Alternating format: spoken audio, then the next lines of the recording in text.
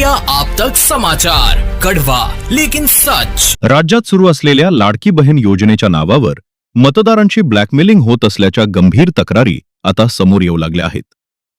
लाडकी बहीण योजनेचा लाभ बंद होईल, पैसे थांबवले जातील, नाव यादीतून काढून टाकलं जाईल, अशी भीती दाखवून महिला मतदारांवर ठराविक पक्षाला मत देण्याचा दबाव टाकला जात असल्याचे आरोप होत आहेत।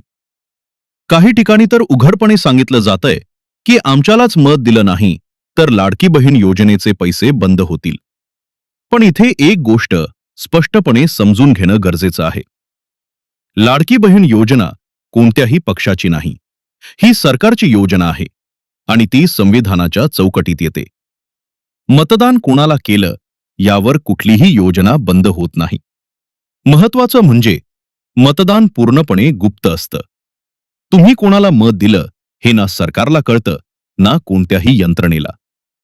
तज्ञांच्या मते योजनेच्या नावावर मतदारांना धमकावणं म्हणजे निवडणूक आचारसंहितेचं उल्लंघन, लोकशाही मूल्यांवर थेट घाला आणि कायद्याने गुन्हा ठरू शकतो। महिलांच्या सन्मानासाठी सुरू केलेल्या योजनेचा वापर जर महिलांनाच घाबरवण्यासाठी होत असेल तर ती योजना नसून राजकीय ब्लॅकमेलिंग ठरते। आमचं स्पष्ट आवाहन, कोणाच्याही दबावाला बळी पडू नका। धमकी, मेसेज किंवा फोन कॉलचा पुरावा ठेवा आणि निवडणूक अधिकारी किंवा पोलिसांकडे तक्रार करा। मतदान भीतीने नाही, विचाराने करा। योजना मताच्या बदल्यात नसतात, त्या तुमचा हक्क आहेत। ब्युरो रिपोर्ट, इंडिया आप तक। इंडिया आप तक समाचार, कड़वा लेकिन सच।